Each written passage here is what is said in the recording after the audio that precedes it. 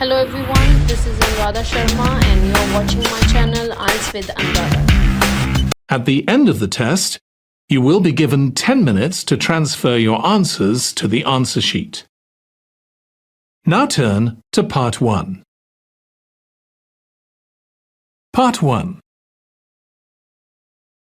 You will hear a man called David asking for information about how to place an advertisement for selling his laptop and other items.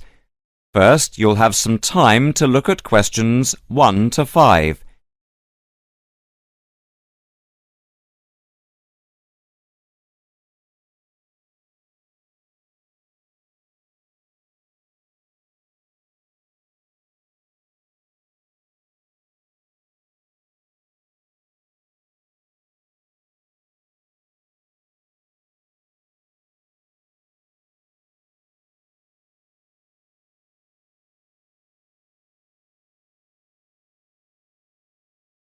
Listen carefully and answer questions 1 to 5. Hi, I'm Debbie. How can I help? Hi, my name's David. I'm just looking to place an advertisement on the main union notice board to sell a laptop and a few accessories, if that's possible. Sure, that's not a problem. I take it you are a member of the Students' Union? Yes, I am. Right then, I'll just get a form up, and as there is no one around, and it looks as if it's going to be quiet for a while, I'll just type the details straight into the computer for you. Thanks very much. No problem. Shall we just title it Laptop for Sale? Yeah, OK. Can you describe it generally? Well, it's in very good condition. In fact, it's hardly been used. Why are you selling it, if I may ask? Well, I've got another one which is much lighter, and I don't really need two. I see. What weight is the one you are selling? It's 3.5 kilograms. That is heavy these days. Can you give more details about the one you want to sell? Right. Well, it's an Allegro, and it's got all the latest programs. OK. What about the memory? The memory is only 0.5 gigabytes. And what about the screen size and the other features? Well, the screen is, let's see, it's 37.5 centimetres with a standard size keyboard and a touchpad, but I've got a cordless mouse that I can put in with it if necessary. Some people don't like using a touchpad. What about ports or holes for attaching things to the laptop? It's got 2 ports. More modern laptops have more than 2 ports for all the extra attachments. They do. Let's see what else is important. Oh yeah, the battery lasts for 2.5 hours, which is okay, but not enough for train journeys. But one thing is that it's not wireless. Right, OK, not wireless. Before you hear the rest of the conversation, you'll have some time to look at questions 6 to 10.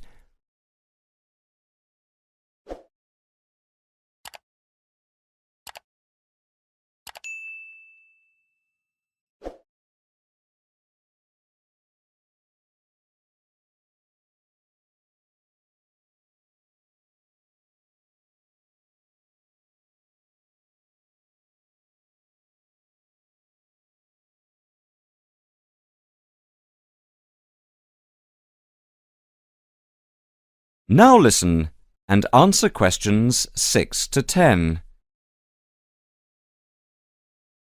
Anything else I can put on the advertisement? There's a webcam built at the top of the screen, and I can throw in a printer, a scanner and headphones, which I got with it in a special deal. It also comes with its own case for carrying it around. Actually, the case is quite smart. I'm hoping these things will help it sell. They should do. Right, I think I've got all that. How much do you want for it? That I'm not sure about.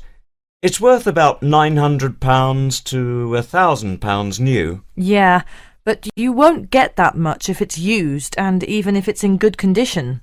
What about £500? I doubt if you'd get as much as that. More like £200 or £300. If you look at the notice board, there is one on there which is comparable to yours, and it's not more than about £250, I think. As little as that? I'm afraid so. Shall we say £300? OK, put that. Can I take some contact details for the advert? The name's David Bristow. Bristow? Yes, that's it. And a mobile or email? Both if you want. That's 09875 423387. That's it. If you send the picture, I'll add it and print it out and stick it up for you. OK, I can get that to you today. Right, I'll type in here, advert placed the 22nd of October. Fine, and good luck with the sale. Thanks.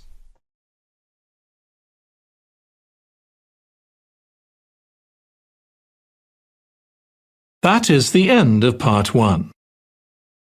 You now have 1 minute to check your answers to part 1.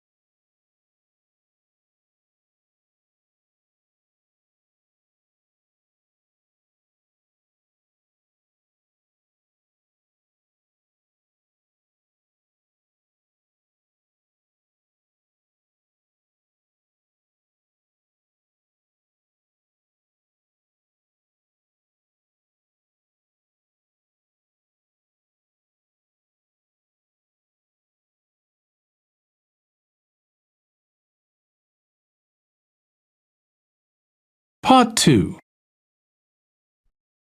You will hear an announcement made by an official for the preparation plans for the town's 250th anniversary celebrations. First, you'll have some time to look at questions 11 to 15.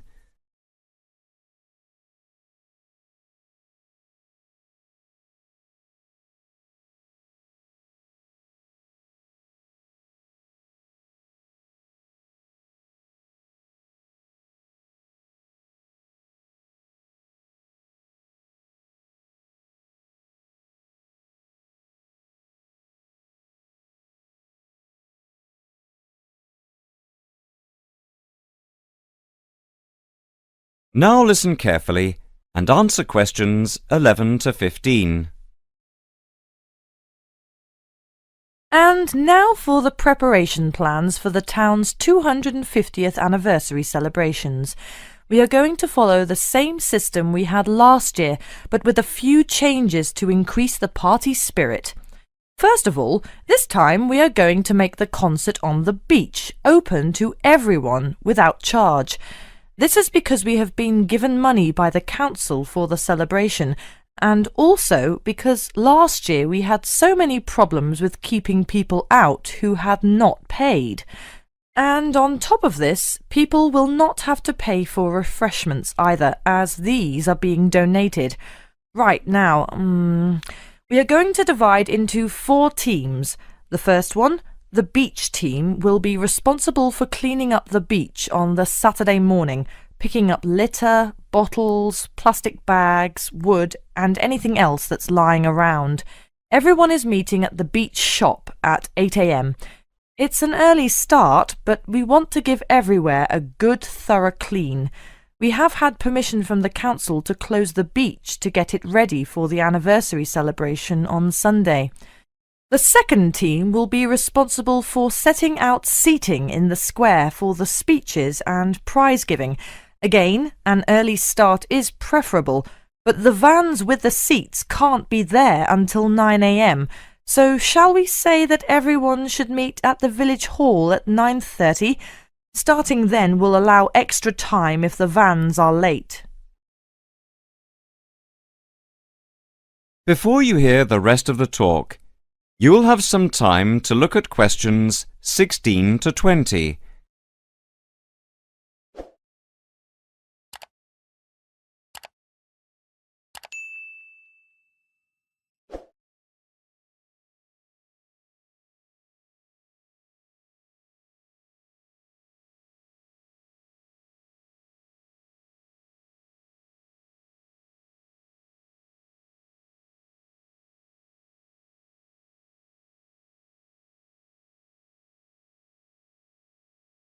Now listen and answer questions 16 to 20. Now the third team will be the judges. For each of the various competitions we will have 3 judges. On the whole, they will have had experience of judging before. There will be a boat race, a swimming competition, and the best fancy dress. A cash prize will be given to the winner in each category, and for the 2 runners-up there will be book tokens. There is a sponsored mini-marathon, and by the deadline, lunchtime today, we had 263 applicants with ages ranging from 15 to 60. That's 80 more than last year. Each entrant has paid a £20 registration fee to enter, and all the profits will go to the local children's hospital to help fund much-needed specialist apparatus. The fourth team consists of the wardens for the day itself. We are expecting at least 10,000 people if last year is anything to go by. The fields near the entrance to the beach can be used as car parks, and we need wardens to help make sure the actual parking is more organised than last year, which was a mess. We also need someone to be in charge of the first aid, which will be at the entrance to the beach. Finally, we need some volunteers for the clean-up. Last year we didn't do this very well, and so the council has agreed to provide large bags to collect all the recyclable material like glass and plastic, etc. But we have to deal with the rest, like leftover food, ourselves. We don't want to leave piles of rotten food around or dangerous bottles.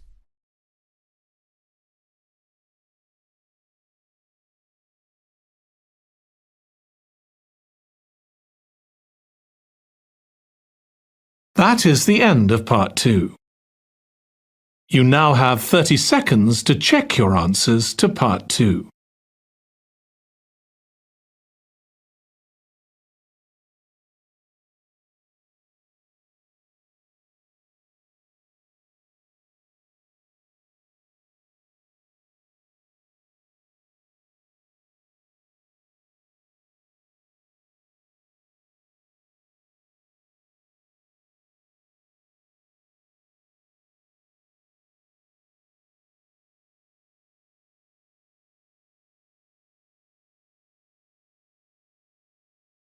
Part 3. You will hear a tutor and a student discussing a research project. First, you'll have some time to look at questions 21 to 26.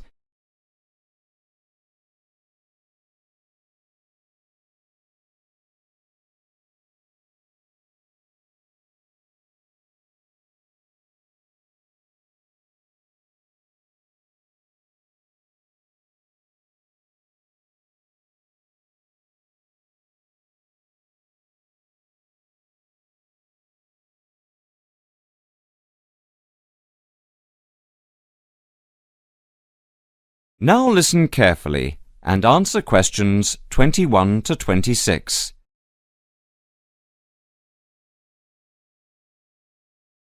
OK, is everyone ready? Over the past 2 weeks, we've been listening to different students giving a presentation on their research projects. So, for this morning's session, I'd like to invite Susan to take the floor. For my project, I looked at different types of study techniques and tried to ascertain what students' opinions of the different methods were. I began with lectures because, of course, they're something we're all familiar with. Now, the problem with lectures is that you have to sit and listen for quite a long time, sometimes maybe as much as 1 hour.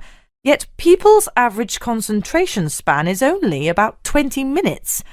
This means, of course, within the first half an hour, most people actually stop listening. Not consciously, of course, but you know what it's like. Your mind tends to, well, kind of wander. You start thinking about what you're going to have for dinner, or about the party you attended last night. So I wanted to know what the most effective method of taking down all the important points was. Susan, if I may interrupt you, what's your strategy for listening to lectures? Personally, I always record the lectures. That way you can listen to the lecture again afterwards and make really good notes. In fact, I know a lot of people who use this method. Yet surprisingly, when I talked to students, they felt that it wasn't such a good method because the quality of the recording is often very poor. So quite a few preferred to listen for the main points and take notes. Some even used a form of shorthand, abbreviations and symbols, that sort of thing. Although everyone agreed that the best way to approach lectures was to do the required reading beforehand. That way it makes the lecture a lot easier to understand because you already know something about the topic. Could you tell us something about how students approach their assignments? Essays, reports, that sort of thing? Actually, when it came to assignments, people were divided on the issue of essay plans. Some thought it was a good method of planning. Others, didn't think so. Generally, though, most students didn't really express much of an opinion. Brainstorming, however, was different. Just sitting down and thinking of as many ideas as you can. Just about everyone said it was a really good method of preparing to write an assignment, especially if they got together in groups. This, they said, was by far the best method because it helped them to really analyse the issues. Discussing ideas was the same. In fact, many respondents claimed they often got together with friends for the purpose of discussing ideas, even if they weren't preparing an assignment. They said it helped them to understand the lectures better and, surprisingly enough, get better grades in their exams. Now, reading, like lectures, is a necessary part of student life, and we all know how much time we spend with our head buried deep in a book. But what exactly is the best way to read? Well, I discovered that hardly anyone tries to read the whole book or even whole chapters, but skim reading came out a real favourite. The majority of students I spoke to, in fact, found this to be a really effective technique because it saved lots of time and it meant they could absorb far more knowledge this way. Before you hear the rest of the conversation, you'll have some time to look at questions 27 to 30.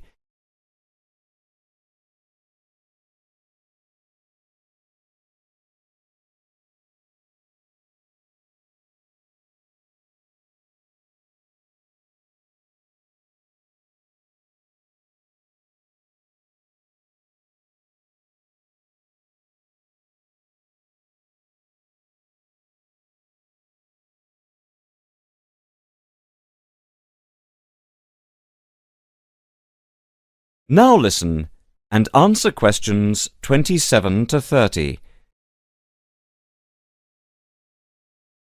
Susan, in your opinion, what do you think is the biggest problem students face at university? Time management. What I mean to say is that it's a much underestimated skill, and because it's underestimated, it's an area often neglected by students, especially young students who are used to other people planning their time for them. So I set about asking students exactly how they planned their time. Interestingly, however, nearly everyone said that time management was significant, yet few people actually used the technique. Most commented that they were too busy with their studies.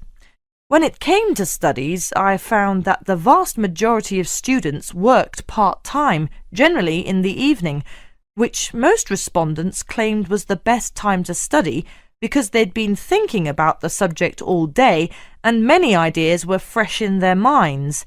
In fact, they said having to work was the biggest burden they had because it meant they couldn't study in an evening and had to study on weekends instead, when they needed to relax and forget about their studies. A few of the respondents even said they got up early in the morning to study. On the whole, I found that time management is most people's biggest problem, and I feel that more should be done by the university to help students to plan their time more effectively. Sorry, Susan, but I'm going to have to ask you to start wrapping up now. We're quickly running out of time. OK, well, the final component of my research was the dreaded exams. Now, I don't know about you, but I really hate exams. But when I talked to the students, I found that some students actually liked them.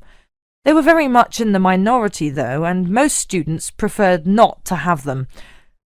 I was, of course, interested to learn just how students prepare for their midterm and end-of-term exams, and here people were evenly divided on the issue. I found that most of the younger students preferred to cram.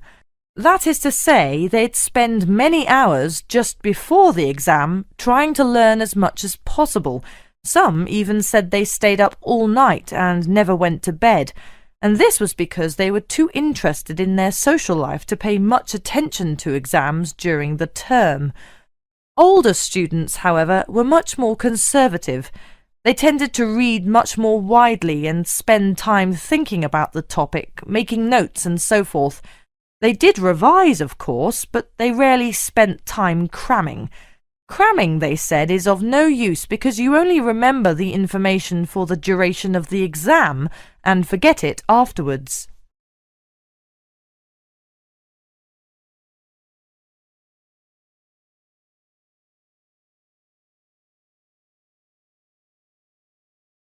That is the end of part 3. You now have 30 seconds to check your answers to part 3.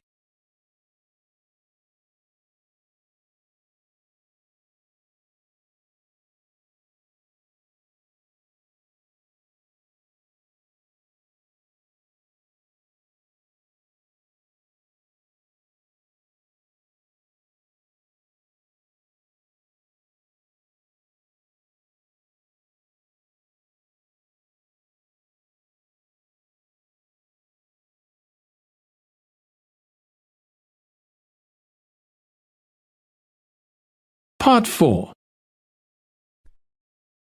You will hear a student talking about a survey conducted among people of different age groups to find out how architecture may affect people's lives. First, you'll have some time to look at questions 31 to 40.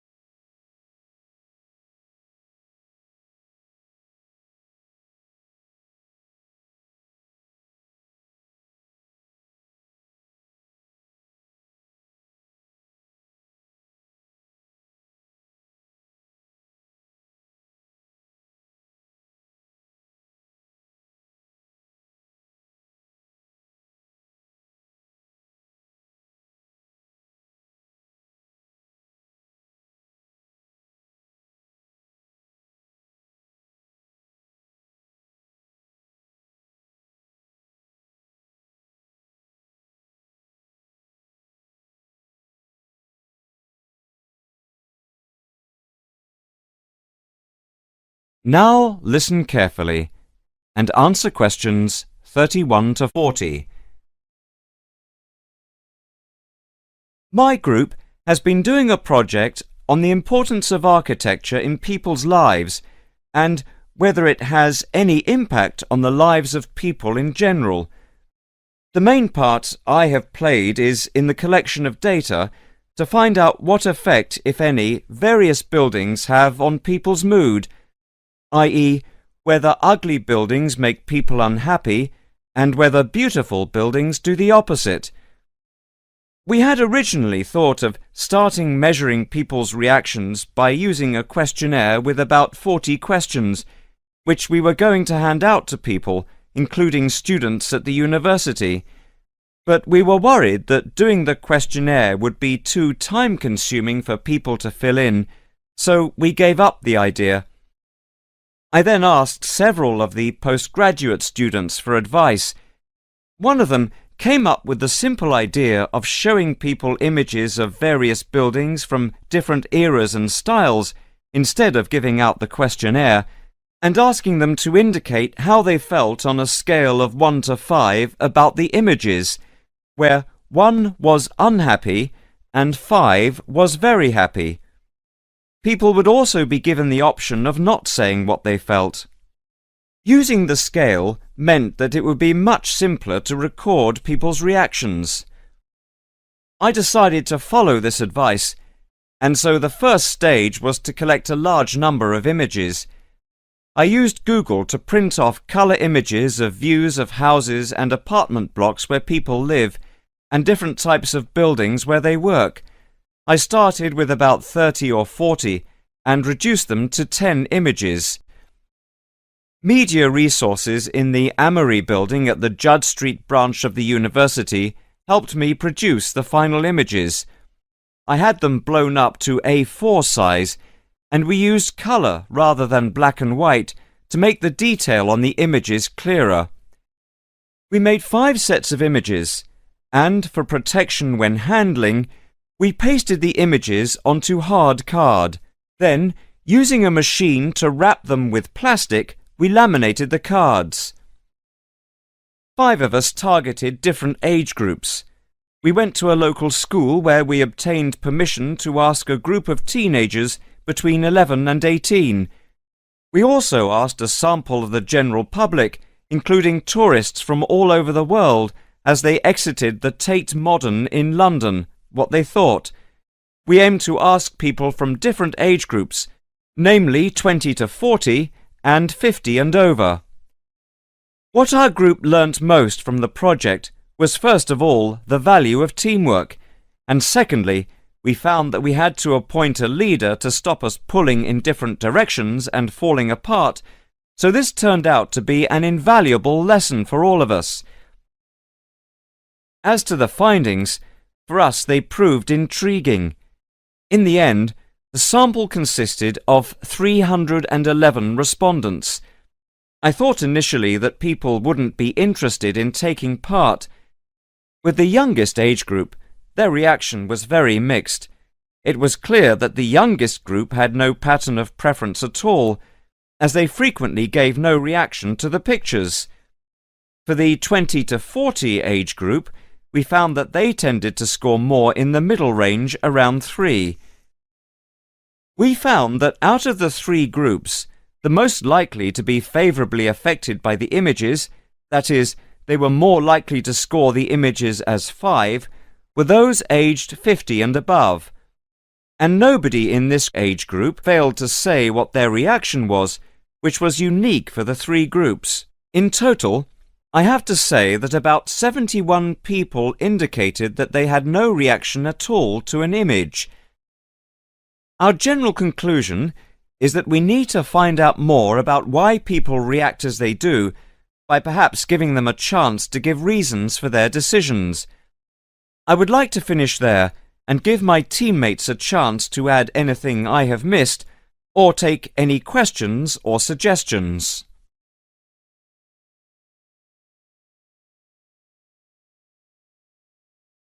That is the end of part 4. You now have 1 minute to check your answers to part 4.